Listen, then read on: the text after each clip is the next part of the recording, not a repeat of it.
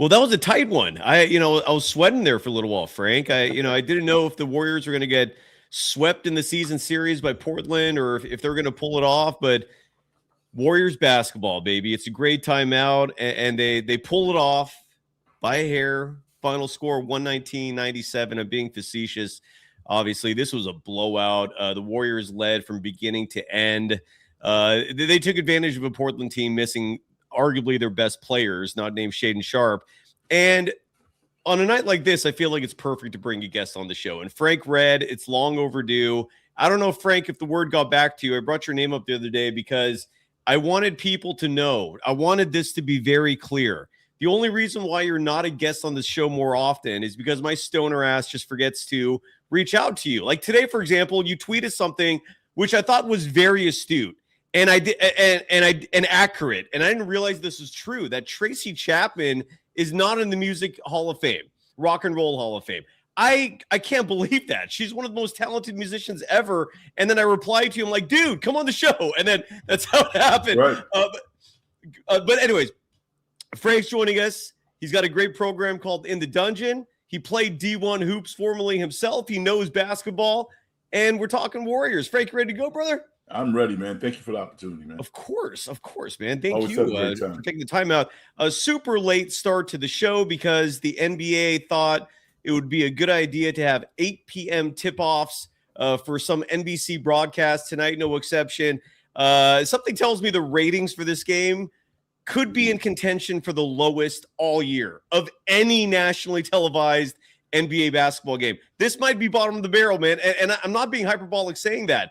There was nothing interesting going on unless you just love watching Steph play. And he didn't even play the fourth quarter because this was a blowout. But we're going to talk about it. And maybe more importantly, we're going to touch on the fact that this might have been the last time we see Jonathan Kuminga in a Warriors uniform because even though he didn't play, he hasn't been playing in ages, but technically he's still a member of the Warriors. And he's eligible for a trade this Thursday. This Thursday also is going to feature hopefully not hopefully, but most likely a more competitive game for the Warriors when the New York Knicks are in town. We're talking about all that. Frank's from New York. He's from the East Coast. So I'm sure there's a vested interest there as well. We're powered by FanDuel. The program's called the Golden Days. Woo! Let's go. And you can follow Frank Red on Twitter at Big Frank Red. It's super easy. Maybe more importantly, subscribe to his YouTube channel. It's called In the Dungeon. If you're watching this on YouTube, you can see it right there. It's spelled E-N, E as in elephant, N as in Nancy, In the Dungeon. And the is not spelled T-H-E, it's T-H-A. Much more easier than spelling it out here. Just click in our YouTube description. I will tag his show. So all you have to do is click on it and subscribe, please. And Frank, good to see you, brother. How you doing, man? I'm a big fan of yours, so I'm doing fantastic. I'm one of those people who just likes to watch basketball. So, it looked kind of like a scrimmage. I'm sure the ratings were not great tonight, but I love the nuance of basketball. So I'm watching about 4 or 5 things that maybe a conventional fan may or may not be watching. So I still love the game. Well, let's jump right into that. What stuck out to you in this game? Because I'll say this. I'll start the show by giving the FanDuel Player of the Game honors. I don't know if you agree with me on this selection or not, Frank. I'm going to give it to Moses Moody. He's been slumping. His shot has not been falling. It fell tonight. 4 of 8 from deep. That's 50%. 14 points in this game. Added 3 assists, 2 rebounds. It was just a feel-good effort for Moses Moody. On a night side note where Stephen Curry only had 7 points, I can't remember the last time he was in single-digit scoring despite playing 24 minutes, 31 seconds, but he was moving the offense. Portland's defensive strategy, very simple. Stop Steph. Steph was like, all right, I got other players on my team, and Draymond Green was hitting threes early on, especially in the first quarter. I saw someone in the chat bring that up as well. And Steph, I bring up the facilitating because he finished with 11 assists. With something tells me that maybe a season high. Don't quote me on that. I have not done my research yet. Added 4 rebounds, but Moses Moody, great game from him tonight. Did not lead the team in scoring or anything like that. He had 14 points. DeAnthony Melton led the team in scoring with 23, but Moody was clutch in making this a blowout game. And Frank, what did you notice? Give us some of the nuance that you picked out while watching tonight's game. Well, I think Moses Moody has really benefited from how Steve Kerr feels, I think, when nobody's watching, about how he's handled the Jonathan Kuminga deal. Because I watched the games, and Moses Moody now has probably started as many games as he ever has in his career. And the one thing that I look at when I watch Moses Moody, whether or not he's making shots or not, it's almost irrelevant. Is he taking the right shot? Is he shooting the ball with confidence? Is he looking at the bench when he doesn't have a great game? And he's not. He's out there playing basketball. He's filling the lanes in the right position. And his defense has gotten better with the confidence that Steve Kerr has actually given him as a legitimate starter on this unit. So I love watching him play now because he's not bothered. He's just going out and playing and developing and looking like a really good rotational player. The chat thinks he should have gone to either Guy Santos or DeAnthony Melton. The biggest reason why I went with Moody, and I'm not going Democratic. First of all, this is going to be a short and sweet show. This is a very late start. We're starting the show it's right now 10:40 p.m. Pacific time. So this will be brief. And in a blowout like this, look, Moody, it's been a while since Moody's got an award from this show. DeAnthony Melton's gotten that honor, and same with Guy Santos more recently than Moses Moody. Not to mention he started, and he might have had the biggest impact of all the starters, and that starting group really just pushed this game wide open right from the jump. This was not competitive at all. Did you expect that coming to this game tonight? I thought Portland would at least put up a fight. No fight, no nothing.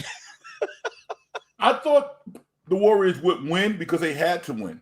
Right. And I think watching them from the start of the game, they played with more intensity from a defensive perspective. When you watch them against the Atlanta Hawks, now Atlanta shot the ball well, but their confidence ascended over a period of time.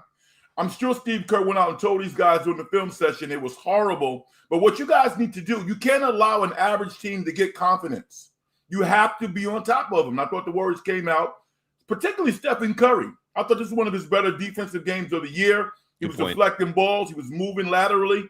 So I'm not surprised that the Warriors won. I am surprised by the margin because Portland should have a lot of confidence right now, and they just kind of gave up tonight.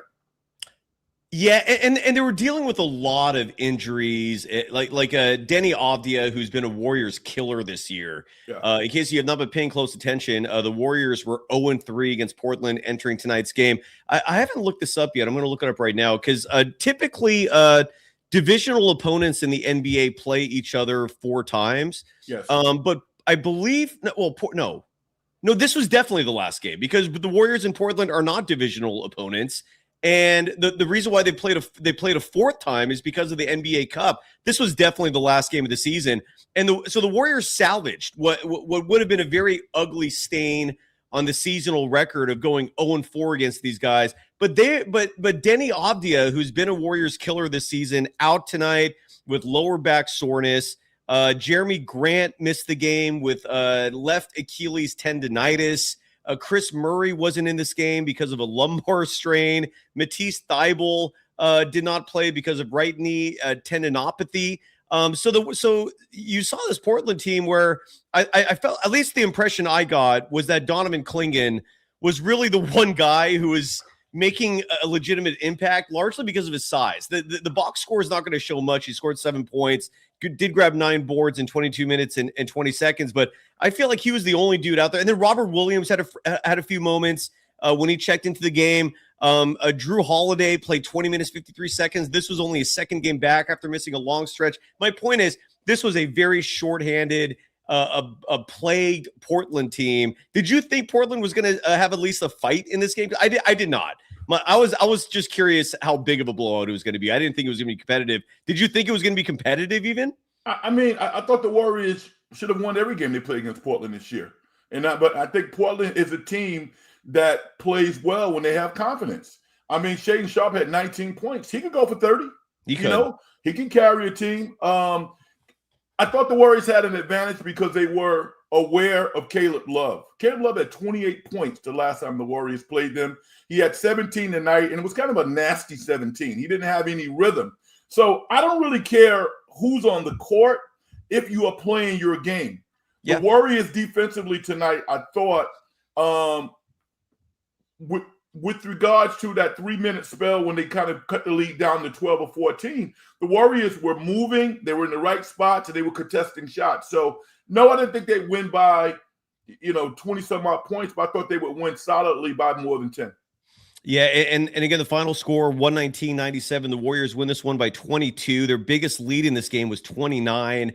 It never, like, from the moment the game tipped, it did not feel close. It felt very one-sided, at least to me. And maybe most importantly, the Warriors needed this game in terms of the standings and keeping pace with the rest of the Western Conference for seeding purposes. The Warriors, with this win, maintained that 8 seed. They only had, entering tonight's game, a 2-game lead over Portland. So winning this game extends their lead over Portland, who's the 9 seed, and they keep pace with the 7 seed Phoenix Suns, who are 3 games ahead of them in the loss column.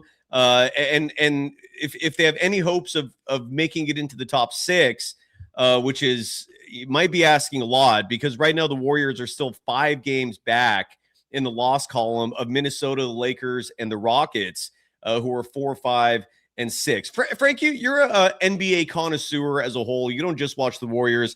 Real quickly here, if you don't mind us diverting from the Warriors for a second, because one of those teams in that top 6 has been floundering a little bit, and that's the Houston Rockets. Have you been following along in terms of understanding what's going on there? Like, why are they struggling? I have not been able to figure that out. If you really follow the NBA, Kevin Durant has been frustrated. A huge surprise, right? Like every stint he has at a certain point, he wears out his welcome, or he just doesn't like being there anymore, or both. But what's going on in Houston from your perspective? And I bring them up largely because, again, they're 2 spots ahead of the Warriors right now in the standings. 2 reasons. First and foremost, they run a more traditional NBA offense, which is kind of a high pick and roll, get into the paint. If they converge, get the ball to the wings. Reed Shepherd, I love Reed Shepherd's talent, but he doesn't play well against contact. So as beautiful as he can look, he tends to turn the ball over in the most inopportune times. He's not a great defender. He's a really talented player, but he would play well in a system like San Antonio or with the Golden State Warriors, where the offense is predicated on passing and he's not under duress. The responsibility of running that offense a lot of times is on Reed Shepherd, and he's just not ready for that right now because he's not a very physical player. He's a very talented player. I hate to say this, but Kevin Durant historically has led by his stellar play. He gets tired now. I mean, he'll have his numbers at the end of the game, but he's 37 years old. He's not the defensive player that he was when he was with the Warriors. And offensively, he can go off, but he can get tired. And I would say at this stage of his career, he should be handling adversity a lot better than he has this year. I'm disappointed in what I've seen from Kevin, because I'm a big fan of his, but they need him to be that preeminent leader on a young team after losing their point guard. And I don't think he's really been that guy. It's disappointing to me.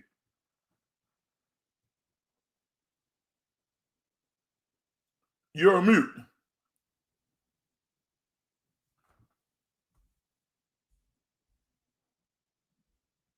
You're on mute. Can't hear you. Oh, I was muted the whole time. Say something next time, please. All right, like my bad. Speak up, yell if I ever do that. That's my bad. My apologies for that. That was my fault. Let me start over again. That was a good 20 seconds of dead air as you're watching me just move my lips with nothing coming out. Great look for me. I'm kidding. That was an awful look. What I was trying to say is, Frank, you came on this show during the off season. It was you, me, and Mark Haynes, and we did an over/under show. Right. And trying to figure out, and I think you participated in one of the 2 shows we did. And I'm trying to find where I was looking on my phone to find where I wrote down those OUs, and I can't find it right now. But I bring it up because we were talking about the Rockets, and I think you bet the under on them, largely because of that Fred VanVleet injury. And you and I were talking, I remember vividly, about Reed Shepherd. And I brought up the fact that, like, look, this guy was the number 2 pick just a year ago. I mean, if he can't pick up the slack, you got to start at least, leaning toward uttering that bust word. Because again, number 2 pick, man. I mean, a number 2 pick needs to be out there playing and contributing and doing something. Well, he is. I know you just criticized him, but in your opinion, with that critique aside, I personally think he's going to be a good basketball player in this game. What are your thoughts on Reed Shepherd, despite the weaknesses you mentioned just a moment ago? I love his talent. I love his presence on the court. But when you got 24 seconds to run an offense, basically you have about 8 or 9 seconds to run offense. You got to be a dog. You got to be somebody who is going to play through contact. He doesn't really play through contact. And when he's contacted and he loses the ball, he's expecting the referees to call fouls. They're not going to call fouls. You have to be a nasty SOB to play point guard in the NBA. You have to be. And I haven't seen any nastiness from him. I've seen some from Reeves on the Lakers. I've seen some from Pods. And Pods is nowhere near as talented as he is. But you got to compete in this league. If you have a moniker that you're not a tough player, they go after you, and the referees define you as such. They really do. No, that's totally fair. Let me ask you this, because this has been a bit of like an existential question pertaining to NBA basketball as a whole, and I've been saying this for years, and I'm seeing more and more teams now come around to this philosophy, which is the traditional point guard going virtually extinct in the modern NBA. And what I'm trying to say is, as if you're a basketball player and you consider yourself a point guard, but you can't also be either an elite scorer and or an elite defensive player, you are a liability. You represent 1/5 of a team being a weakness because you're a void. You're a defensive liability and you can't put up points. I don't think the point guard position will ever go away in levels like college, high school. Those are pivotal, man. You need stabilizers, people who control the game. At the NBA level, you're seeing more and more teams abandon traditional point guards. And Reed Shepherd, for example, if he's not having a good shooting night, he's a liability out there. But because he's such an elite shooter, you can get away with giving him minutes. And what are your thoughts on that in the current NBA? Do you view it similarly in terms of an evolution of the modern point guard having to have multiple skill sets, or do you think there's still a place for that? No, I think you're spot on, and there's some reasons for that. First and foremost, that reality kind of coincided with the NBA implementing the zone. All right, so the lanes are not as wide open. You can't simply run a high pick and roll and get to the basket like a Mo Cheeks. You have to be able to shoot the ball. So teams will pack it in on you, and they'll get late in the shot clock. And if you can't make shots, you can still play, but it's tough for you to be a starter. The only guy that I could see really dominating in this era of basketball before he became a pretty proficient outside shooter is Jason Kidd and maybe Gary Payton. Gary Payton could actually got up there. He was a mid-high 30s three-point shooter. But Jason Kidd, that was not his reality. But he would still be a dominant player because he's so physical. And unlike Reed Shepherd, he plays through contact so he can get in the lane. But you're right. I mean, no, you have to be able to shoot the ball. Otherwise, you are a liability. That's true. I agree. And I think when it comes to the Warriors, I feel like that pertains considerably with a player like Brandon Pajemski, who is a defensive liability, who is not elite offensively. And since the last time you came on, I know statistically he had a decent game tonight, 15 points, 6 of 10 from the field, 3 of 5 from deep. But again, a game like this, it's hard. Like the games I pick out time and again is literally any decent opponent. Like when the opponent is good, he vanishes. But at the same time, the last time you were on this show, he was very entrenched into this into Steve Kerr's rotations. Either he was starting, he was closing, He was third on the team in minutes. I think he's still third on the team in minutes, but he has been phased out considerably. He's not closing games anymore. Even though GP2 was the sixth man tonight, little sussy. But again, it was Portland. You can get away with it. Good luck trying to pull that off against New York Thursday. But Guy Santos was the seventh guy off the bench. I call that progress. We're going to talk about Kuminga in just a second. But what are you seeing with the Warriors compared to the last time you saw them in terms of their rotations? Who's getting priority with minutes? What's your take on the Warriors as a whole? They're now 22-19 on the year. Two things. I think, and I would assume you agree with this, I think Steve Kerr handled the Jonathan Kuminga thing horribly. And as a result, that kind of, I don't think he ever lost the locker room, but I think there were clearly sides being taken. You hear all these comments from Jimmy Butler and Draymond speaking very positively about Jonathan Kuminga. So that's one thing. You offed him, so he's a talented guy who you can't even get on the floor. So D Santos has to play. With regards to Pods, I root for Pods because in no way should Pods in a normal situation be doing what he's doing in the NBA. I mean, I give the guy all the credit. I mean, you won't find guys like him in the NBA. So I love the fact that he's talking less, and he probably had to come to Jesus talk with Kerr or somebody said, listen, dude, you're going to have to bust your ass just to have a career. And he's been going out there and contributing. I like that. With regards to the Warriors playing basketball, I think Kerr is an excellent basketball coach. He's not excellent at player relations, but he's got this haggard group of players to actually play some good basketball. And they beat most of the team they're supposed to beat. If they're running against a juggernaut, i.e. Thursday night, if the starters don't kill it, then they're going to struggle.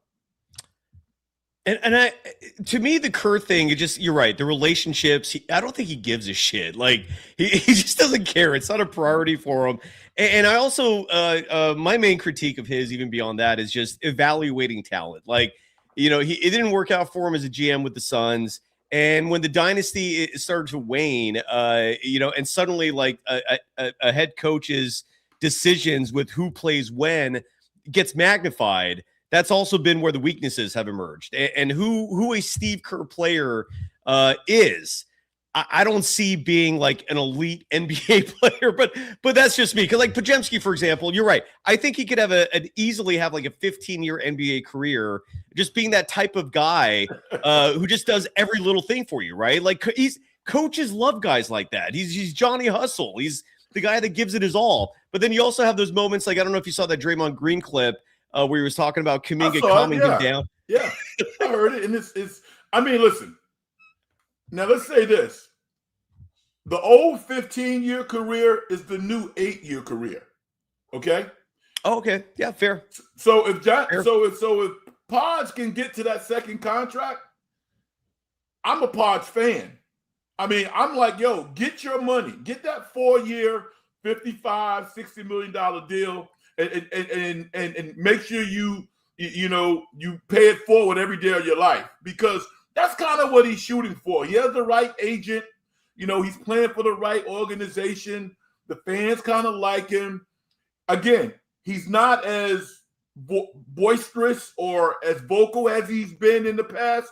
He's going out there and playing, and organizations reward players for that. They really do. I wholeheartedly agree. I don't know if he's going to get a 4-year 60. Like my prediction would be like 4-year 30. Do you think he'll get do you think he'll get $15 million a year? Well, Moody got 13. Yeah. Moses Moody got a 3-year, $39 million deal, primarily because of his agent. They didn't have to pay Moses Moody, but they paid him because he's a quintessential professional. Yeah. They think he's a good player. And, Bill Duffy is Pods' agent. Bill Duffy is well-respected throughout the NBA. And Pods is a great ambassador for this local community. And I think he can play in the right situation. Maybe not 4 for 60, but I think he's probably a 3 or 4 year guy, 35 to 40 million. I mean, this is the NBA. Everybody gets paid in the NBA. At least they did. I do feel like the owners are tightening those purse strings considerably, and the money's not being dished out like it used to be. Maybe you will. Look, if the Warriors don't give him a deal, all I'm saying is I don't know if any of the other 29 teams they're not are opening their wallets. And if this is Steve Kerr's last year, I don't know who else is Pajemski's cheerleader, right? I don't know who else thinks as highly of him as Steve Kerr does, and even his minutes are going down considerably. But we shall see. It's one of many fascinating things that comes in the future. Let me ask you this, Frank, just out of curiosity. I'll get to Armando Lore, the professor, dropping a $5 donation. We'll get to this right. Yeah, let's get to this right now. Screw it. Saying, did you hear Tracy McGrady, Vince Carter, and Austin Rivers poop on Steve Kerr for the Kuminga DNPs tonight? I missed that. Was it at halftime? I did watch the NBC broadcast. Missed that part. Also doesn't surprise me because anybody who's an outsider looks at the situation and thinks it's batshit crazy. The only people that are just rolling along with this and saying, go Steve Kerr, are the sycophants and local media. And local media is influencing a lot of fans who just, are, especially the casual fans who probably aren't paying attention to the nuance. But the moment you get away from that scene, I think there's a lot of eyebrows being raised. So Armando, great to bring that up. Frank, did you notice that? What broadcast did you watch tonight? I watch a local broadcast because the Peacock, it's an app, so it takes time and it kind of gets kind of funny. But I'm not. It was surprised. On NBC tonight, though, Frank. It was also I don't know if you're aware of that. No, I did know that, but okay. It was also on the local Comcast Bay Area cable station as well. And the local NBC. That's what I'm trying to say. Yeah, so that's what I saw. Oh, I did not know that it was on the NBC channel. Yes. I didn't know. I thought it was on Peacock. I didn't know the Peacock games, and this is a weird thing. Sometimes they're just exclusively on Peacock. Okay. And then sometimes they're on Peacock and the NBC network, which is I would have watched the NBC show. That's what I did. Exactly. Look, I'm with you. I like the switching back and forth thing is annoying. Right. Which is like Prime. Prime I'll do it for. I like the Prime broadcast a lot. Yeah. Peacock, NBC depends. But tonight it was literally like, what is it, channel 3 or 4, depending on channel 3. Channel 3, yeah. 4 is like decades ago. Back when Kron was an NBC affiliate, many, many years ago. Yeah, so it was on NBC. So just something to note for a future broadcast. But what were they saying on the NBC Sports Bay Area broadcast tonight? Crickets. That's what they would say, like they normally say. Crickets. And I mean, listen, man. You and I have been in the business for a long time. Oh my God! I mean, talk about a dream job to talk about sports, particularly the Warriors. Put a nice shirt on and get paid a nice salary. So I'm not expecting those guys to get fired or say anything remotely controversial. But if you kind of understand what's going on behind the scenes, they're smart people. They have opinions also. And like I said at the beginning of this broadcast, I think when Steve Kerr takes a step back, he's going to realize that this was an L. This was a loss. Now, if they get Michael Porter Jr., they can recover. All right? But this whole episode was not a good look. And I'm going to tell you why. And Isaiah Thomas said this. Your foundation, your heartbeat as an NBA player is your confidence. I mean, there's no guarantee that Jonathan Kuminga is going to come back from this, which is why other teams are like, I'm not giving you a first-round pick. I'm not giving you 2. I'm not giving you an unprotected pick because they don't know what they're getting now. I think the kid's going to recover, and if he goes to the right organization, I'm going to root like hell for him. I think he's going to be great, but you don't know. Yeah, nobody at this point outside of Joe Lacob, who has been unusually quiet. Mike Dunleavy Jr. has been unusually quiet. I could tell you what we've been reporting on this program for years now. As 99% fact. Unless Joe says it himself, I can't sit here and say it's 100%. But there has been a division. There has been a proxy war. There is like between the Joe Lacob email. I don't know if you saw Isaiah Thomas. What's up? I saw it. Yeah. But I was going to ask, did you see Isaiah Thomas's harsh comments? Yes. Yeah. So I do feel like there is a bit of a propaganda war going on. And I also, I guess the point I'm trying to get at here, because you brought up Michael Porter Jr., and there's conflicting reports about that in terms of whether or not Brooklyn even wants to trade him. I don't know what the asking price is. You know, if the Warriors are interested, who knows who else is interested? Like that. Which is a whole other variable, by the way. Everyone acts like the only team that wants Michael Porter Jr. is the Warriors. No, Detroit wants him. The Lakers want him. I imagine most NBA teams would want a 6'10" three-point sniper on their roster. Maybe the Nets want to keep him. I have no idea what the plan is there. I still think Lauri Markkanen is the most ideal target, but then you're talking about Danny Ainge and what asking price he's going to have. Whether or not that's even changed, I can't imagine it's gone higher from the last time, but has it gone lower? I don't know. Does he even still want Podziemski anymore? I don't know. It's complicated. Real quickly here, Patrick Quinn in our chat saying that he's joining us from Detroit, Michigan, and saying that it is 2 a.m. there. What up, though? It is crazy for the East Coast fans, man. Yeah, it really is. Well, you know something, Si? You know what's interesting? When you start hearing these names and trades and different personalities, it shows you how incestuous the NBA is. Because if you think that friends don't pick the phone up and call friends to get deals done, they do. And agents, and I mean, so it's not a straight line in terms of how logic is dispersed with these trades. Sometimes people get better deals because of relationships, just like in life, and it happens in basketball all the time. So, yeah, you're right. But I think when they look at Porter Jr., they want to make him happy also. You know, he's a good citizen, you know. But let me ask you this then. If that's the goal, is he happy with the Warriors where he's going from a system where he has no leash? He can pretty much – he's the captain of the ship. He has no strings in terms of when to shoot. And now he's coming to a system where, like, he might play 20 minutes one game. It's more rigid than what he experienced in Denver where that situation ran its course. Like, do you think Michael Porter Jr. wants to play for the Warriors? I do. Okay. I do. And the reason why I think it, because he will become a better basketball player playing for the Warriors. I do believe that people who play for Steve Kerr have a higher level conceptually of basketball. And I think if he came here with the Warriors and he played well, they would start talking extension pretty quickly. You know, he has a couple of years left on his deal. Steph's not going to play forever. Draymond's not going to play forever. This is a really good organization and a great market. So I think he could really thrive here. Then he wants to go to Milwaukee. I wouldn't want to go to Milwaukee. You know, or I wouldn't want to go to Detroit. I don't want to come to the Bay, personally. I mean, the Lakers could be in competition as well. But we also, Frank, you know this as well as anyone. While it doesn't hurt if players are talking behind the scenes and players go to where they want to go, that doesn't always happen. I mean, in a lot of cases, players don't get what they want. The ultimate extreme of that would be Jonathan Kuminga, but there's, I mean, Jimmy Butler. I don't think he wanted to leave Miami. They didn't want to pay him, and that ran its course really quickly. I don't know if the Warriors were his top target. So who knows? Who knows?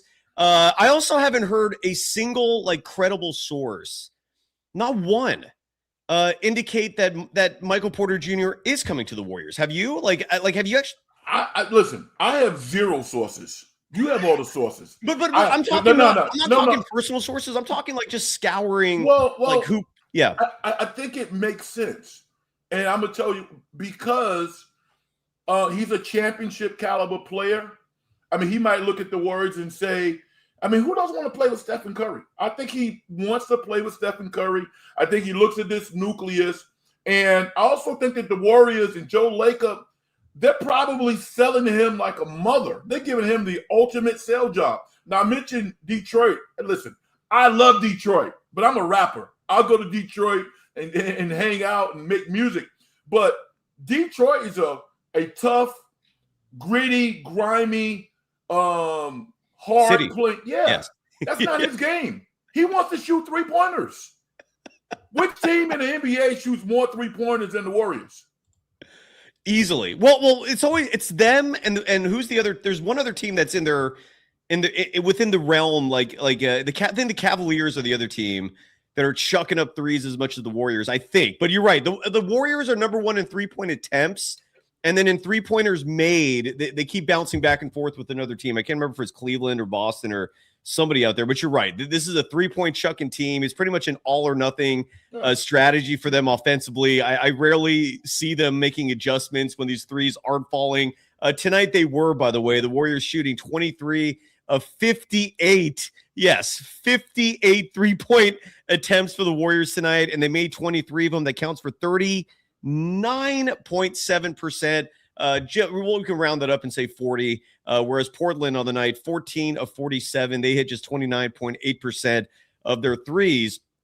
Julian Bashir in our chat is saying that I'm resistant to Michael Porter Jr. It's not so much that I'm resistant. It's just I've been watching sports, NBA for so many decades now that there have been too many of these like dangled carrots for fan bases in terms of players that excite you, sound amazing. And I'm not sitting here saying I'm against it. Look, if the Warriors get Michael Porter Jr., that's going to be an exciting brand of basketball. I don't know if that makes them title contenders. They might be in like the discussion on the fringes outside, but I just don't see it. I don't see it for a couple of reasons. One is the asking price, I'm guessing, is going to be high.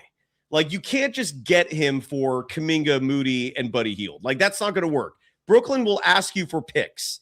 Not a pick, picks, plural. Are the Warriors willing to do that? Maybe, you know what I'm saying? 30, 31. What's up?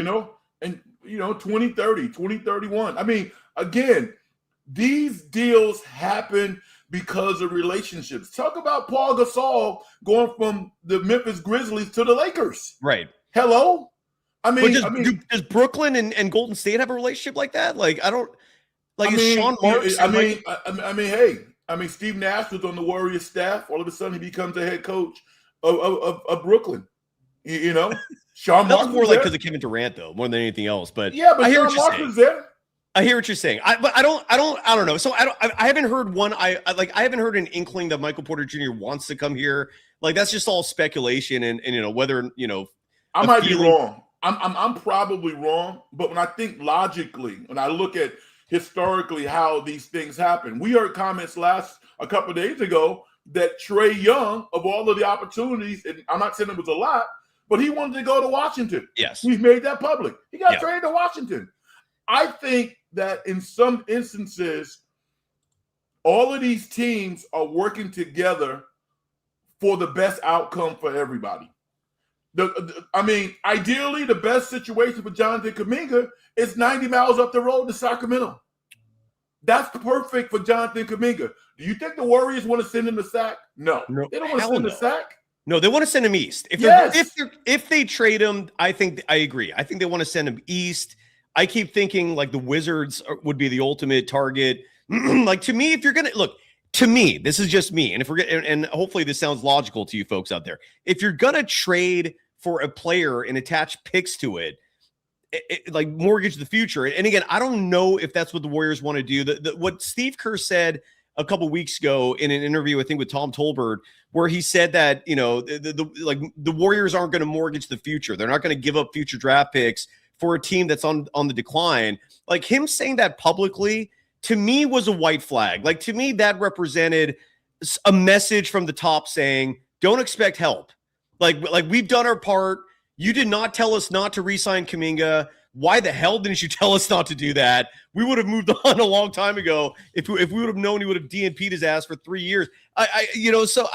Logically, I don't know if they're going to mortgage picks unless it's for a player like an Alex Sarr with the Wizards. Maybe for someone like Lauri Markkanen with Utah. I just don't know. Like Michael Porter Jr.'s injury history, I imagine, evokes a little concern. The way he finished in Denver, I think, raises some eyebrows. His public commentary and the way he carries himself for a franchise that really worries about image, about chemistry, character. Michael Porter Jr. does not exactly check those boxes, So I don't know. I'm not sitting here saying I'm against it. Again, if that happens, wow. Like, this is going to be a hell of a ride for the remainder of the season. I'm just trying to temper expectations drastically because I don't know if it's going to happen. I just don't think. I mean, it might not happen, but something has to happen. Either Steve Kerr has the biggest mea culpa in history and go, you know what, I screwed this up and we're going to work JK in and we're going to keep him. That's probably not going to happen. All right. So the only other name I was thinking about today was Sabonis. Sabonis. I mean, he's kind of stiff, but Sack is not in love with him. He makes a whole lot of money. Would they ultimately do a deal between Kuminga and other parts to get Sabonis in here? Because they like a three-teamer, yeah. You know what I'm saying? Because they have to make a deal. Knowing what I know about these relationships, logically, you would think that teams would always want to get the best deal for those organizations, but they make promises to each other. And this is a vulnerable team. The one thing about Joe Lacob that I love, this dude is a gambler. He wants to win.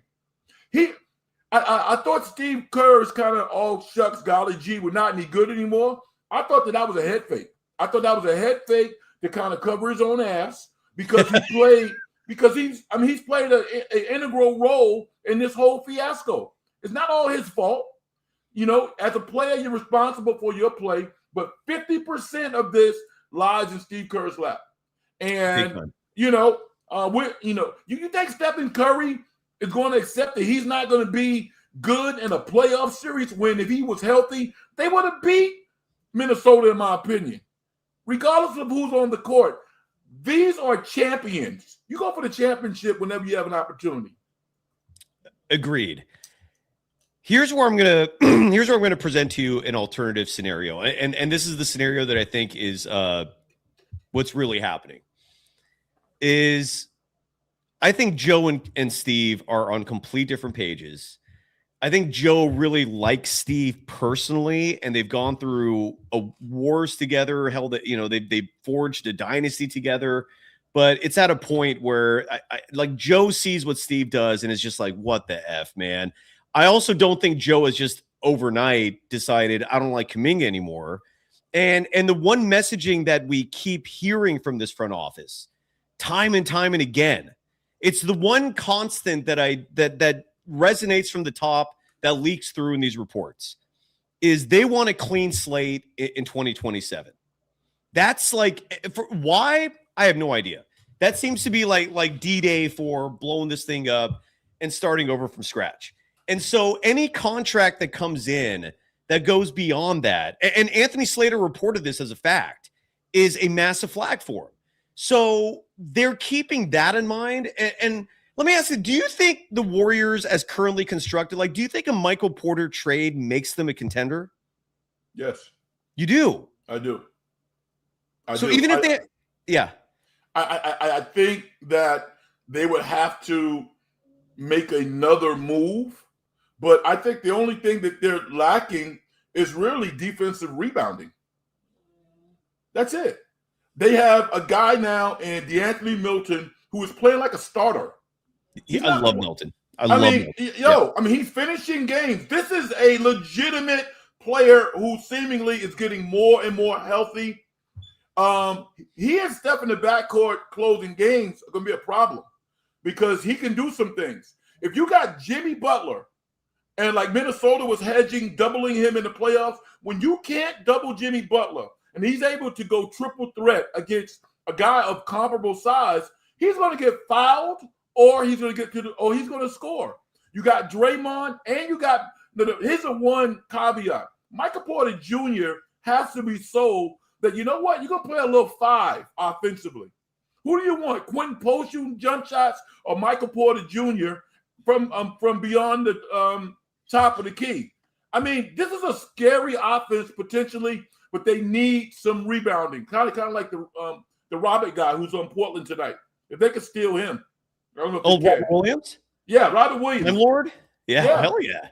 They need a guy like that. So defensive rebounding is an issue, but offensively, I think Steve Kerr is drooling at the mouth, thinking about injecting Porter Jr. into this offense.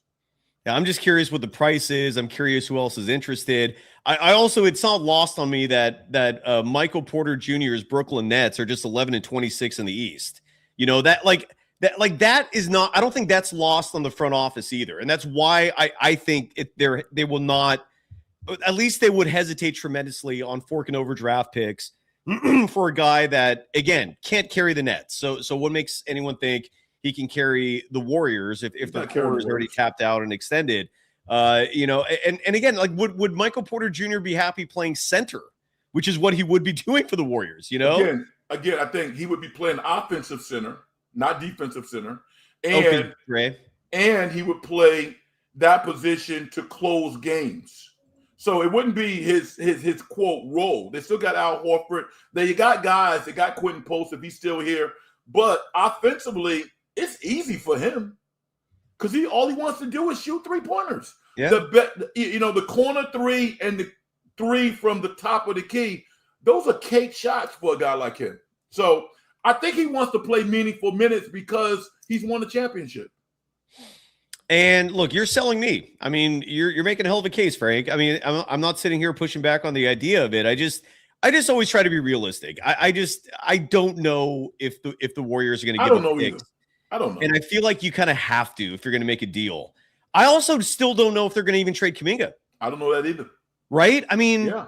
And that's where this goes back to this situation as being such a mess. Like it's so crazy. The memo in the chat writes that the Warriors messed up 3 lottery picks and have all of their future draft capital except for 2030. That one I think the Wizards might have it, and that goes back to either the Jordan Poole or Chris Paul trade, something back then. So why not give up 2 picks to give Steph a chance? I only highlight this post because I want to make something very clear, and I think it's important for context and for trying to understand what's going to happen. Joe Lacob does not think the Warriors messed those picks up. He has said that publicly. He gripes about that privately. In his mind, they did not mess those picks up. The coaching staff messed that up by not investing and developing them. Wow. And again, he has said that publicly in interviews. Ouch. He has said that he hopes that there is not regret about James Wiseman, that he thinks Wiseman got the short end of the stick. I agree with him. What's going on? I agree with him.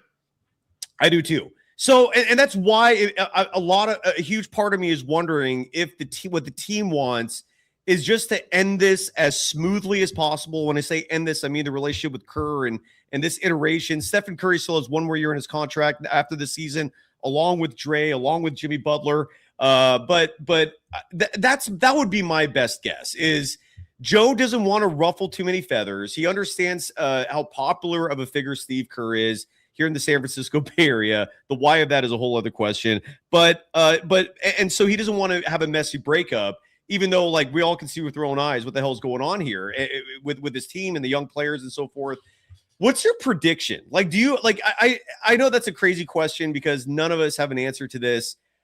But what do you think is going to happen? Like, is your intuition telling you anything? Like, what? For what? What do you mean? For the Warriors? Like, what do you think they're going to do? Is it going to be a big swing?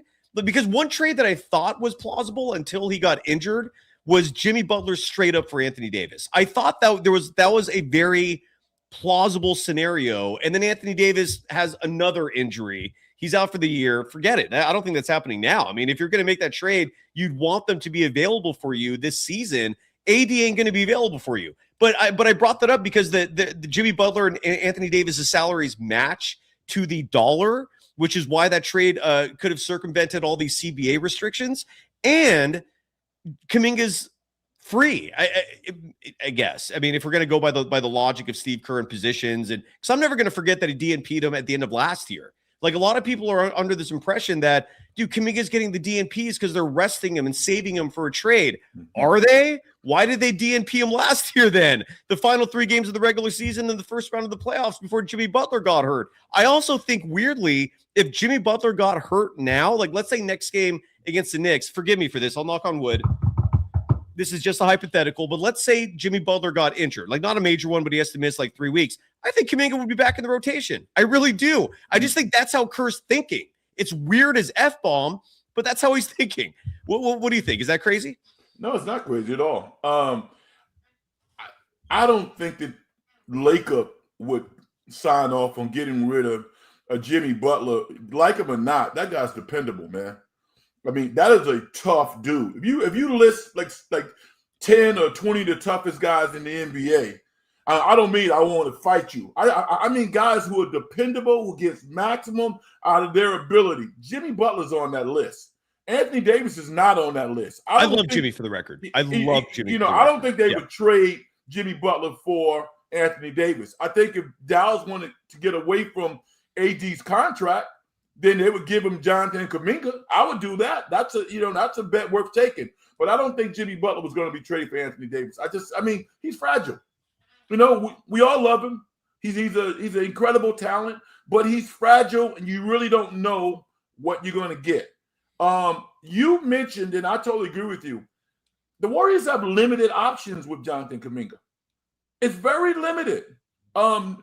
This Trey Murphy thing, I always thought that was bizarre. Why would a team as horrible as New Orleans trade one of their better players for somebody who might need therapy to regain his confidence? It makes no sense. It makes zero sense. The only thing that makes a little bit of sense to me is Sacramento getting away from Domantas Sabonis because they just want to have fun. They want to see guys dunking the ball, shooting three-pointers, enthralling that fan base. Sac has one of the best fan bases in all of basketball, and they want to see their players running up and down the court. Brooklyn would be a great place for Kuminga. The Warriors don't want anybody else except Porter Jr. So it's going to be interesting. Your rationale that they might keep him would blow this market, like a gasket, but that could conceivably happen also. Because the biggest reason why I wonder that is if Steve Kerr's not back next year, do you really want to just throw Kuminga away, right? Like the biggest fear this front office has is trading him, and then he turns into a superstar with another team. They're dreading that scenario. Like, they don't want that egg or that pie just smashed in their face like that. And again, Lacob likes him. Like, Lacob personally likes him. He's the damn owner, which is which is a fascinating caveat. Did you hear, by the way, Chris Haynes reporting that the Pelicans don't plan on moving any of their young pieces? Yes, I heard that too. Why wouldn't they? They're actually playing pretty good basketball. They just don't know how to win. Yeah. They've had some. Yeah, they don't look as bad now as they did the start of the year. No, they don't. And here's the sweet sauce in NBA basketball. It is development of players. Say what you want to say about New Orleans. They're picking the right guys. Yeah, that's fair. And that's all you have to do. Pick the right player. I will never understand how Willie Green could not make that work. I really respect him as a coach, and I don't know if that team's missing something. I don't know what happened there, man. Maybe they just need to leave New Orleans. Even though I've been to games at the Smoothie King Center, it wasn't like a boisterous crowd. It wasn't like the fans were passionate. There were just as many fans there for Steph as there were for the Pelicans in the game I went to. But they do like their basketball team there. But at the same time, it's like I don't know, man. You used to host a radio show in the Sacramento market. And again, you and I are both from here. Well, are you from the Bay Area? I was raised in New York and I grew up there, but I've been in the Bay a long time. Yeah. How many years? Like 30 or how many? Yeah. So you've been here a long ass time. So okay. So you're practically local. Yeah. Have you ever seen it this bad in Sacramento? They've never had a start like this, and that's saying something. They've never had a start like this. Nothing makes sense there. They have an owner who thinks he knows how to be a GM. They have an owner who acts like Jerry Jones without any championship rings. That's the vibe I get from Vivek. It's bad. Listen, it's been worse. You think so? Yeah. You think so? I know. Listen. Let me tell you why. This is. I'm being facetious because I got so many friends up there. I got so many people up there who I love. But Jason Ross is my guy, right? Jason Ross and Sean Cunningham and I mean so many, even Grant and all those guys. Now here's the deal. When Sacramento was so bad out at Arco, there were years when like young play-by-plays like Jason Ross and other people, they would do play-by-play while the game is happening up in the stands to practice. you could hear them doing play-by-play. You know what I'm saying? So I went to some games at Arco. I liked Arco. Side note, I remember when they tore that thing down. I was like, hey, it was a nice place. I know it was in the middle of nowhere. It was like in the middle of a cow pasture, but the inside actually felt like it had a newish feel to it, and I like the vibe of the fans and the arena as a whole. But like the Mitch Richmond days, I feel like those were the darkest, right? Or maybe the '80s Kings were worse. Like the Spud Webb Kings might have been bad, but what I'm trying to say, Frank, is record-wise, these Kings are the worst. Like the Kings have never had a start like this. Is that crazy to you? Like it is crazy. It is crazy, but I've seen worse basketball. Yeah, that's fair. I've seen them play worse basketball. Agreed. This group here, I can't think of the general manager. Why is he? I can't think of the general manager now. Oh, Scott Perry? Scott Perry. Okay. I like Scott Perry. I think Scott Perry knows what he's doing. He's doing a great job. He's like, listen, you hired me to go through this war detail, figuratively speaking. And we're going to take a lot of losses, right? All the thing we want our guys to do is play hard. That's it. Yeah. I mean, like when I hear comments from like Doug Christie or something, now these guys have won 3-4 games in a row. Beat some good teams. They used to be the Rockets. Yeah. But when I look at them, I don't think they're a very talented team. And they can talk about, well, we have injuries, so on and so forth. I don't think they're that talented. I don't. So go out and play hard. You're gonna win some games. Position yourself to draft AJ DeBonta, a Darren Peterson. They need talent. The Kings have won back-to-back games against the Rockets and the Lakers. That's impressive. Make that make sense. And then they followed that with like a 8-game losing streak, losing to teams like Milwaukee, Dallas, the Warriors. They got their asses kicked by the Warriors. And they beat Houston and the Lakers. But we bring them up because they've been linked routinely to Jonathan Kuminga, even if the Warriors don't have any interest in the players on that team. To me, you bring up Domantas Sabonis, and the biggest reason why I don't think the Warriors would take a swing for him is because of what you said. He's slow-footed, a bit of a defensive liability. I know he's improved his three-point shot so he can space the floor a little bit, but he's not like a guy that is notorious for three-point shooting. He's a traditional old-school big, right? And I'm not saying the Warriors don't need someone like that, but the player on the Kings that makes most sense to me if you're going to do a trade would be Keegan Murray. And Keegan, who has had an injury-prone season, and this just adds to the ineptness of the Sacramento Kings. They're just such an easy target, but I'm going to keep rolling anyways. Let's kick them while they're down. Like, why are you giving him a 5-year, $140 million like max extension when you were not going to face competition? He was going to be a restricted free agent. Like they make so many decisions that typify buffoonery. And that to me is one of them. And on top of that, why is he untouchable? Like Mark Haynes, Chris's brother, comes on this show regularly. We do the IAD crossover together, and he covers the Sacramento Kings. And he keeps saying, "Oh, Keegan's untouchable." Like untouchable? Why? He's a 12-point-a-game scorer. He's not durable. He doesn't have he's not a playmaker. He's a guy who sits in the corner to shoot threes, and he's a good defensive player. My point, but I also think he'd be a damn good fit for this Warriors team. And he's actually a young asset, so you can stomach swapping Kuminga for him, right? You're getting another guy who has upside. I don't know. Do you have any thoughts on that? Because I do. I think it's the market. See, Sacramento, I mean, Keegan Murray is a nice guy. He's not only a talented young player, he's a nice guy. And Sacramento is, I mean, they're a market that looks at NBA basketball from multiple perspectives. Yeah, they want a competitive team that can win a championship, but they want to be entertained. They want to go to a nice arena, put their nice clothes on, hear some good music, see a couple of celebrities, and watch their team go out there and compete. Whether or not they win, I mean, that's kind of like a cherry on the top of the cake. It really is. That's sad, though, man. That's so sad. But this is the market.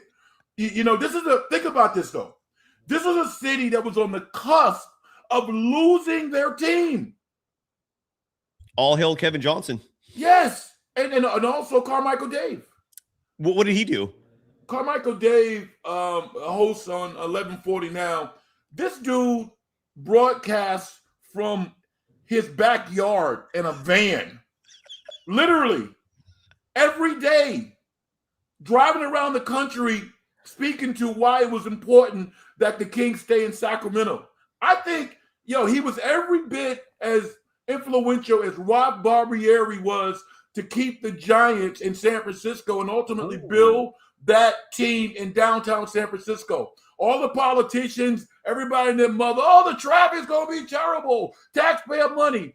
Every day, Ralph Barbieri went on KMBR and slammed the gauntlet down to say, we will not lose our baseball team.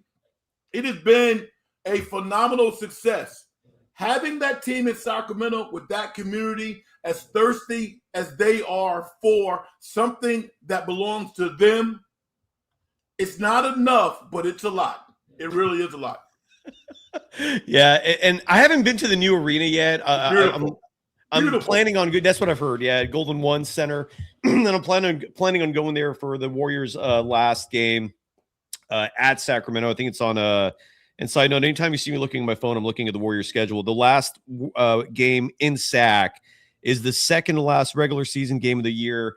That's going to be on Friday, April 10th. I'm going to hit up their PR team and catch a game there. So you've been. Golden One is as amazing as, and it's got the whole downtown scene, so you just kind of can walk around after. And I love it. Kind of like San Diego with Petco, where you just leave and it's like you got the gas lamp right there. That kind of feel.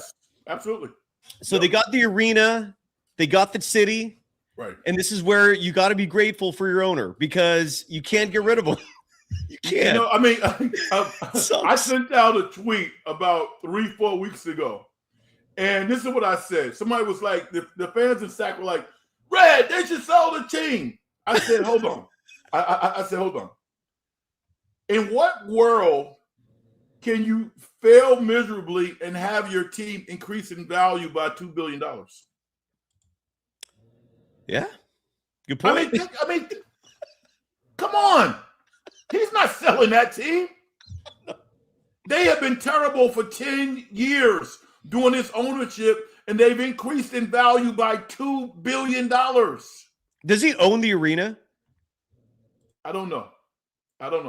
So I was going to say if he does, that probably explains it right there. It's like if you own the land, even in Sacramento, it's still California. You still got the Sacramento River flowing there. It's downtown.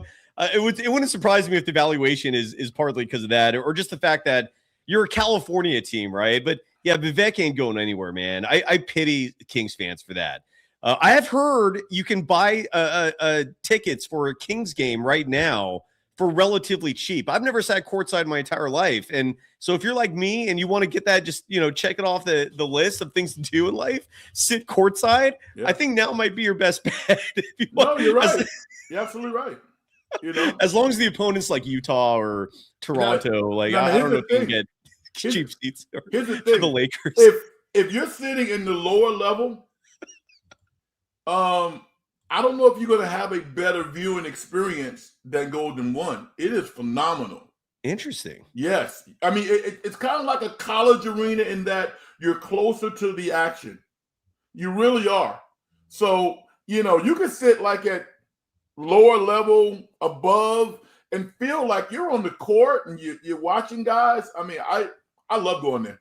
I can't wait. April 10th. We will not have a show that night. I'm going to be at Golden One to check out the Warriors play in the Kings home arena. Poor Kings fans.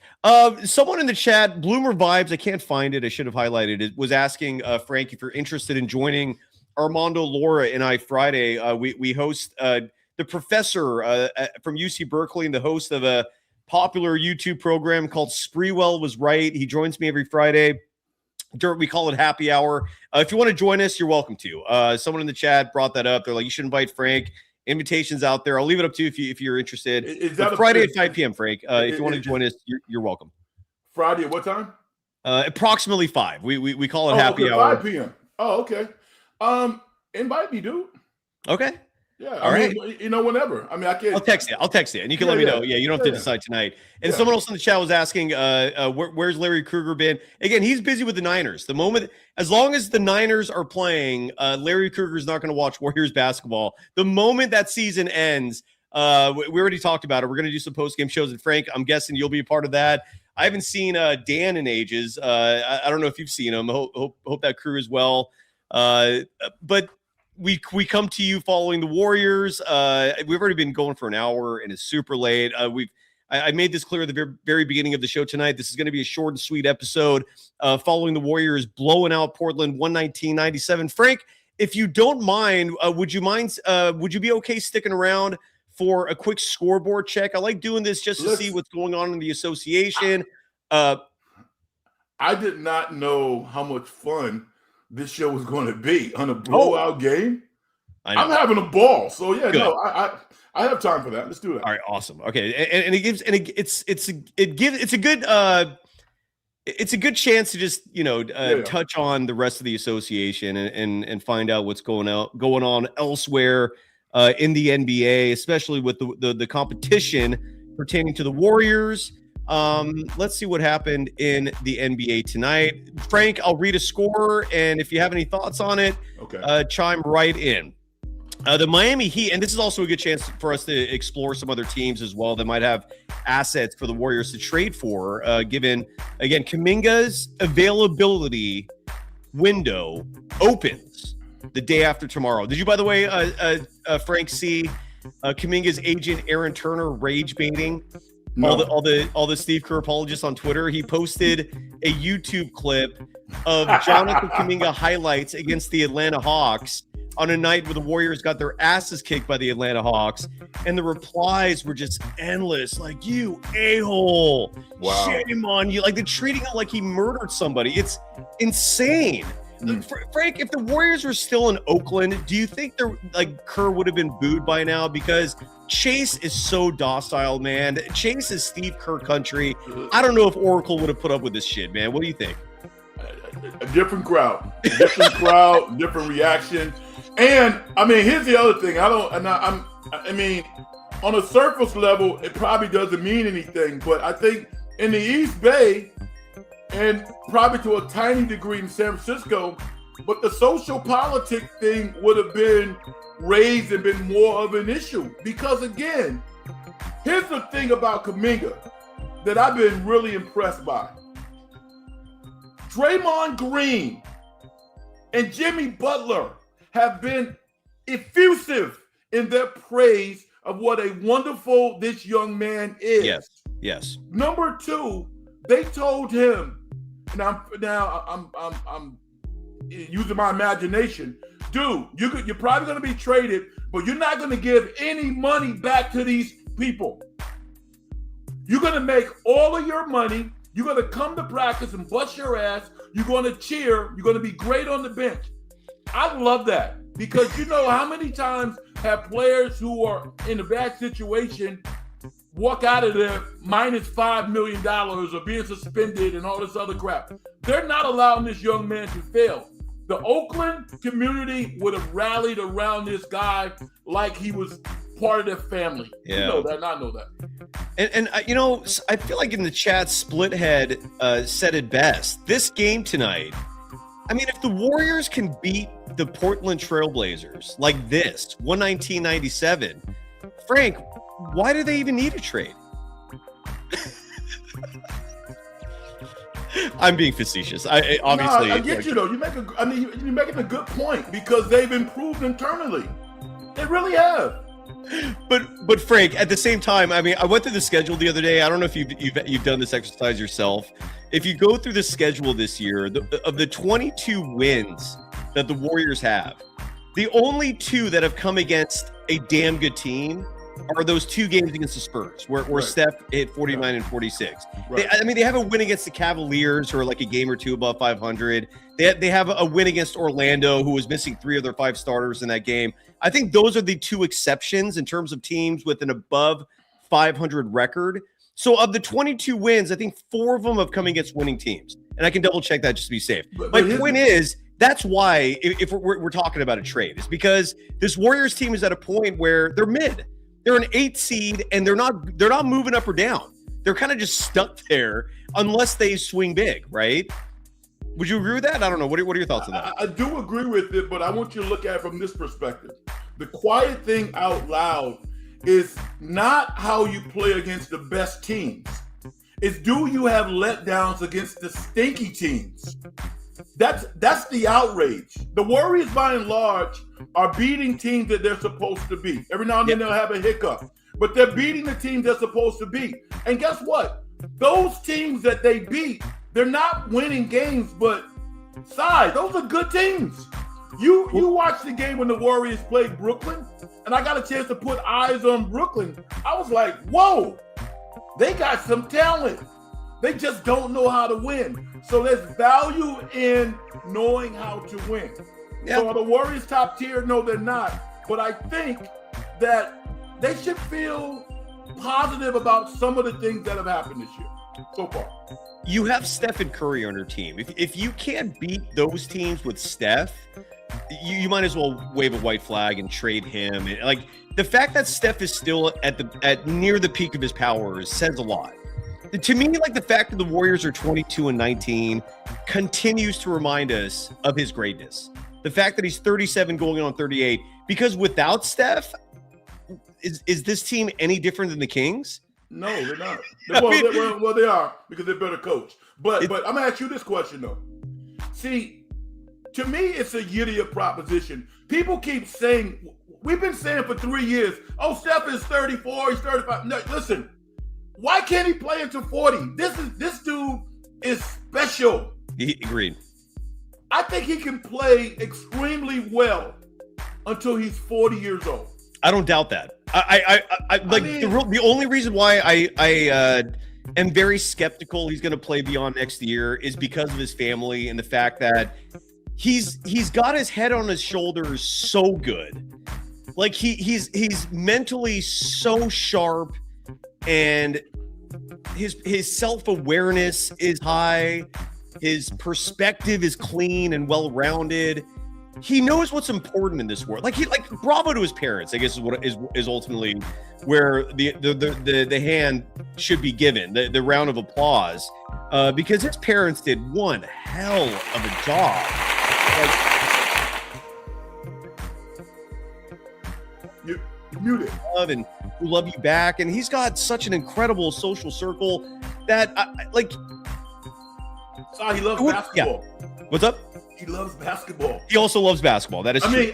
And he's going to make $75 million. Think about it. This dude is, he's 37 years old, and he is at a point in his career where he has to reestablish himself as a brand icon. How is he going to do that? By playing basketball. Yeah. As long as he can. So I think he's going to play at least another 2 years. I think he is. Julian Bashir is saying all those kids grown. No, they're not. Cannon is like 4. No, they're young. Caius is, I think, 1 or 2. I think he actually wants to be involved in his kids' lives, and the good news is they can come to the arena and they can be around him for the most part. But I do think that part of it and the next child, I guess what I'm trying to say is Steph does not give off the vibe of someone who's going to hang on too long, like a lot of athletes, right? He seems to get. He also wants to be a Warriors lifer, and if you want to be a lifer with the team, you can't extend yourself beyond, beyond reason. Sorry. No. I'm just saying. I think he got 2 more years. It makes sense. Well, going back to the scoreboard here. All right. Oh, hold on, I had one. Okay, yeah. Okay, scoreboard, and then we'll get out of here because it is very late. In the association tonight. Sorry, I had my scores, and then I went and checked out the Warriors' schedule. By the way, it is true that the Warriors have 4 wins against above 500 teams this year, which is, again, really crazy, but God bless you, Stephen Curry. The Miami Heat, and this is going to solicit a player I'm going to bring up to you, Frank. 127-121 winners tonight over the Phoenix Suns. Miami improves to 21-19. They're going to be at Chase Center in a few games from now. This was an important win for the Golden State Warriors because Phoenix drops to 24-16, and the Suns go from 4 losses ahead of the Warriors to 3. So the Warriors did pick up a game on the Phoenix Suns tonight. But mentioning the Miami Heat evokes this question for you, Frank. A lot of fans want Andrew Wiggins back. And if you're going to wave a white flag on Kuminga and say, fine, time to move on, at this point, I would not hate doing it to bring Andrew back. And the reason why is because if you make that trade now and you really just want what's best for Steph and you just want a final run and you want to start over fresh in a year and a half from now, if you make that trade, Wiggins is playing his natural position again.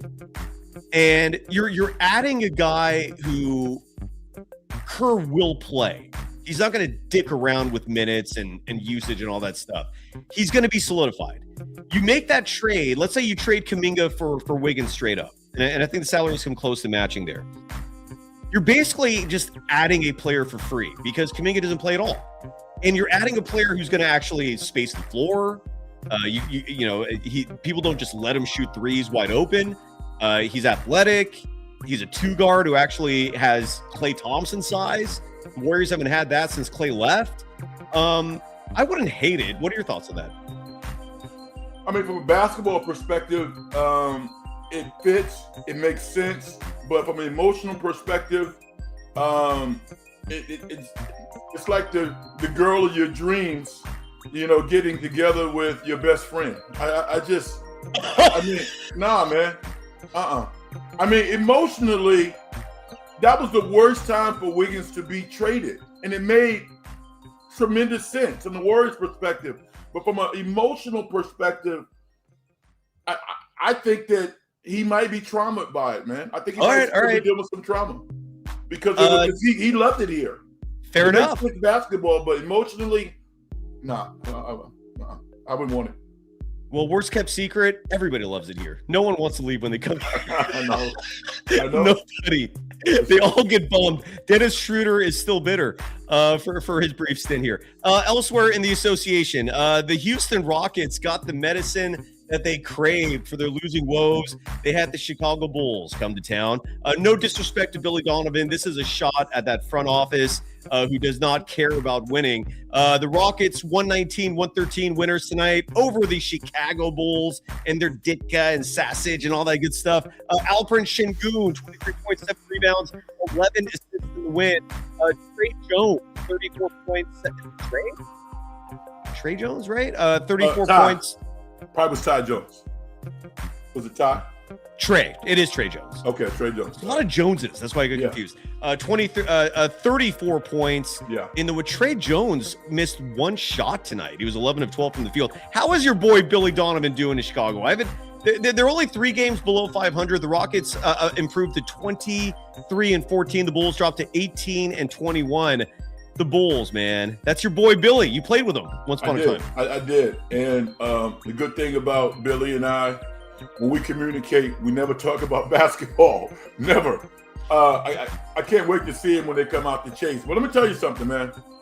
Billy is a phenomenal coach, and he is a tremendous communicator. So you see these seemingly random role players inserted into the starting lineup and put up big numbers. Chicago's going to win at least half their games this year. And when you look at their personnel, when you consider, like you said, the Chicago Bulls have never even sniffed the salary cap max, nothing like that. Never. They have a business model, and those are the parameters that he has to work under. And, his players love him. His players love playing for him because they know they're going to get an opportunity. And when they run up against a buzzsaw with teams that have more talent, they lose. But because of coaching and because they like playing for him and because of they're always in the top 5 in offensive efficiency also in terms of pace, always. So they're going to score a lot of points. But they don't have the talent to really be beyond winning 41, 42, 43 games. They don't. I feel sorry for Bulls fans the most of all 30 NBA teams, especially those old enough to remember the 90s Bulls and Jordan's Bulls, because something tells me none of them expected this. None of them expected Jerry Reinsdorf to go from being the owner of a dynasty to being someone who, like you said, Frank, has never spent a penny in the luxury tax, ever. He does not. Now, who knows if he would, if the situation arose where they actually were good enough where they needed to make a deal like that. But so far, 20 plus years, not once. Trey Jones, by the way, and this is one of many reasons, Frank, I love doing this exercise, because I'll go through these scores and I'll read off the top performer for each team that ESPN lists, and oftentimes it's a name I've never heard of. I'm like, who the hell is that guy? And I'm seeing this more and more, and a lot of these random dudes that have these incredible nights here and there are guys that are second rounders given second, third leases on life. Trey Jones is another one. I did not know much about him. Here's Trey Jones's brief story, because I'm guessing a lot of you have not heard of this guy or are not very familiar with this guy. He was drafted in 2020, the James Wiseman draft. He was a second-round pick. He was picked 41st by the San Antonio Spurs, and obviously that did not work out. And the Bulls picked him up last year. I don't know if it was because of a trade or if he got waived, but tonight takes advantage of it. And 34 points on 11 of 12 shooting. But bigger picture, Frank, I'm seeing a lot more guys, second-round picks, undrafted rookies, shining. Is this parody? Is this like what do you make of this? It's not being able to measure intestinal fortitude. Now, this guy was drafted in the second round by San Antonio. He spent 3 years in San Antonio. He played in the G League. San Antonio collectively has some of the best coaches in all of the NBA. So they developed him. And one of the things that they did with him, and Billy is doing in Chicago, he has some flaws. They tell him, don't play to your flaws, play to your strengths. So he plays to his strengths. He's totally unselfish. He doesn't make ridiculous plays. His brother has led the NBA in assist to turnover ratio for the past 5-6 years. So he's a really heady player. Who's Trey Jones' brother? Who's on Phoenix now? Tyus. Oh, Trey Jones' brother's Tyus Jones? Yeah. I didn't know that. Okay. Well, that makes a lot more sense then. All right. Okay. So, you're talking about a highly intelligent player. And I think in San Antonio and now in Chicago, they've really limited his responsibilities to his core strengths. And he plays to his strengths, and I'm not surprised. He had a game earlier this year when he had probably 25 and 12. So the guy can play basketball. He's not a great shooter, but if you underestimate him, he'll kill you. He really will. He's averaging 11.9 points per game this year, 5.5 assists, and apparently with the Spurs, he wasn't a bad player either. So my bad on not being familiar with Trey Jones, let alone not knowing his brother was Tyus. Another final tonight. And this was embarrassing for the Bucks. And this is a team I want to bring up with you, Frank. The Minnesota Timberwolves did not have Anthony Edwards, who was out because of rest. They did not have the Frenchman, Rudy Gobert, because of a suspension. And despite that, on the road, they thump the Milwaukee Bucks tonight, 139-106. Julius Randle, 29 points, 8 rebounds, 6 assists in the win. Giannis Antetokounmpo, 25 points, 8 rebounds. And it begs the question, what the hell are the Bucks going to do? Because Giannis is not happy, clearly. Giannis also came out recently and said he's never asked for a trade. That reeks of BS to me, but that's what he said. What do you think's happening? Because we all know that Giannis is Joe Lacob's dream trade target. Who knows how realistic that is? Any thoughts? Yeah, it's about money. That's what it's about. It's about an ecosystem in Milwaukee that the Bucks are a part of that generates revenue. And they have no chance of winning any championships. They have a top 5 player. I mean, if they really wanted to do right by Giannis, because I'm sure his agent or his friend or whomever has said, you know what, let's get this guy out of here. Just because he hasn't asked for a trade doesn't mean that the subject hasn't been brought up. I mean, if they wanted to really do well by him, they would get the best deal that they could, get a gazillion picks, and they trade him. I mean, because, you always hear, the Warriors are wasting Stephen's career, his years. Stephen has already won 4 championships. Yeah. Giannis, one of the greatest players of his generation, has won 1 championship with no prospects of winning number 2. Why is he still in Milwaukee? It makes no sense. Unless you consider the financial benefits that this organization has by keeping him there and selling hype to fans. That's all it's about. Exactly.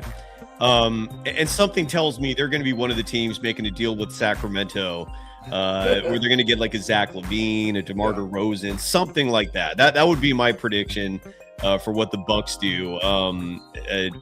But they're going nowhere fast. The Bucks dropped to 17-23, Minnesota 27-14, 5 games up on the Warriors in the loss column for the 6th seed. A final in New Orleans. The Denver Nuggets 122-116 winners tonight over the Pelicans. The Nuggets improving to 27-13. Jamal Murray, 35 points, 9 assists, 3 steals in this game. Frank, likely to make his first All-Star game ever. Any thoughts on that? Yeah, I'm really impressed by him because 3 years ago, coming off his injury, he was looking very mediocre. You know, he was looking like a player who was not worthy of a $30+ million contract.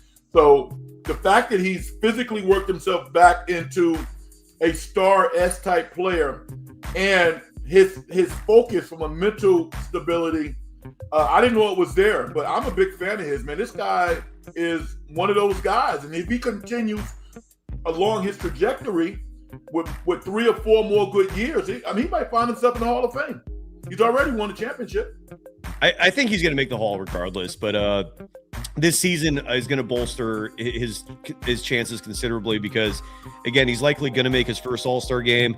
The Pelicans dropped to 9-33 on the season, yet they have no intention of moving any of their assets. This, according to Chris Haynes. The OKC Thunder snapping a losing streak to the Spurs, winning in convincing fashion tonight in OKC, 119-98 winners over the San Antonio Spurs. The Thunder improved to 34-7. The Spurs dropped to 27-13. Shai Gilgeous-Alexander, 34 points, 4 blocks in the win at home. Stephon Castle, 20 points, 7 rebounds, 8 assists in the loss. Frank, is there any doubt in your mind that it's going to be Thunder and Spurs? Do you think the Nuggets are going to slide in there? I feel like those are your top 3, though. Your thoughts in the West and the NBA. I don't think any doubt that OKC is going to be in the Western Conference Championship. The other teams that you mentioned, I don't know about that. I really don't. I think San Antonio is kind of peaking a year too early. I think they'll be in the playoffs, but I don't have a lot of confidence that they can get to the finish line. Denver, yeah, I could see it. I think that comes down to the stamina of Jokic. I thought he got tired last year, and as a result, he didn't really finish as strong as he could. But again, man, I'm not counting out the Warriors based on what they do. I want to see them. Houston, if VanVleet comes back, because it really comes down to half-court execution. That's what it comes down to. So I have to see teams executing the half-court beyond the enormous talent that OKC has. I think you can insert any other team there among the 3 or 4 that we've talked about that potentially make it to the Western Conference Finals. Good point. Someone in the chat wanted some Brick Tamlin, so here you go. I love Lamp. There you go. He loves Lamp. Who doesn't? A few more games, and then we're out of here tonight. One more, actually. The Atlanta Hawks, who thumped the Warriors just 2 nights ago, they got thumped tonight. And I think this leads to, Frank, what you brought up earlier about a vitally important measurable that does not have a measurable associated to it, but it's a trait that's so important in athletics, and that's hunger.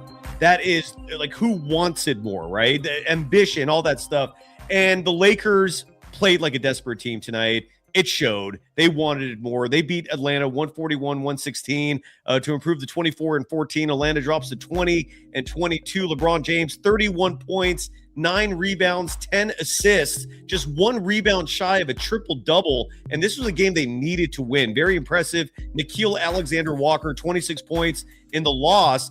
Someone in the chat asked this question, which pertains now, and I saved it for now. Larry Hoods, who also brought up I Love Lamp, is asking, would the Warriors trade for LeBron? There was a report out there a day or so ago that indicated the Lakers were are one of many teams interested in Jonathan Kuminga.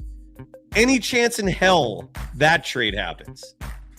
Not for Kuminga, but I said a couple of weeks ago that if I was going to think of something out of the blue, it would be LeBron being traded to the Warriors. How that would happen, I don't know. I don't think they would get rid of Jimmy Butler. They certainly wouldn't trade Draymond. But, I mean, I always go back to last year. I've never seen better synergy between 2 players than LeBron and Stephen Curry. The Olympics? Oh, my God. I mean, basketball gold. And I also think that the Lakers, you know, despite his histrionics, I think they've really disrespected LeBron, and they misplayed this, and this, oh, we're going to move on with Luka movement. That's a bunch of bull to me. This guy, was he, 42? He turned 41 recently, about a month ago. Yo, they're not winning without him, in spite of their early season success. Look at the numbers this guy's putting up, and you don't want to offer him a year contract extension? Give me a break. It is like tonight I would say this was his best game of the year. Played 33 minutes, 31 points, 12 of 20 from the field, 2 of 4 from deep, 1 rebound shy of a triple-double. And who knows? I think it's safe to say Lacob would want LeBron. He loves his stars. Oh, yeah. I just don't know how realistic or no, I don't think it's going to happen, but I think they would love for it to happen. You know, I do. Yeah, agreed. Well, Frank, what do you think happens when we wake up Thursday? Is there going to be any news? And I bring up Thursday, not because the Warriors host the New York Knicks, but because Jonathan Kuminga, that's the first day he's eligible for a trade, January 15th. And then the Warriors have between January 15th and February 5th. That is the NBA trade deadline. That's the window. What I've been saying, Frank, and I don't know if you agree or not, maybe you don't, but my strong feeling is if he's going to get moved, it's going to happen sooner than later. Because the Warriors, if their intention is to trade Kuminga, they're not waiting until Thursday to start making calls. They've been making those calls for a long time, having those conversations. What do you think happens, man? We're basically a day away from this. We're finally here. I totally agree with you. I think that they have their ducks in a row. They have option 1, 2, and 3. At varying degrees of smiles on the owners' faces. But, yeah, I think they want to get this done sooner than later because Jonathan has been exemplary in his conduct. I got to think his agent and his affiliates, they're not going to be happy with this guy getting DNPs beyond January 15th. Yeah. And I don't think his teammates are going to be happy about that either. Because the loss against Atlanta, that was an energy game. They lost that game because when Atlanta had a spark, the Warriors didn't have a spark. Why? Because he wasn't playing. Right. So, yeah, I think he's going to get traded pretty quickly. Oh, we'll find out. We shall find out. Shardal, who's our normal closer, forgive me, Shardal, you're joining us Thursday as our closer. Frank, I know you've had a rather roller coaster experience with the great Shardal, and I don't blame you. He's an acquired taste, and if he's in a mood, I can understand folks getting riled up sometimes. But he's our little rabble rouser. I love the guy. And Frank, I haven't made it open for the guy. I'm going to play the open, even though he's not going to join us tonight. Shardal, forgive me. I hope you forgive me for we started the show late. We want to get out of here, but this is his open. And folks, give Shardal some love on his YouTube. Stay at home, son.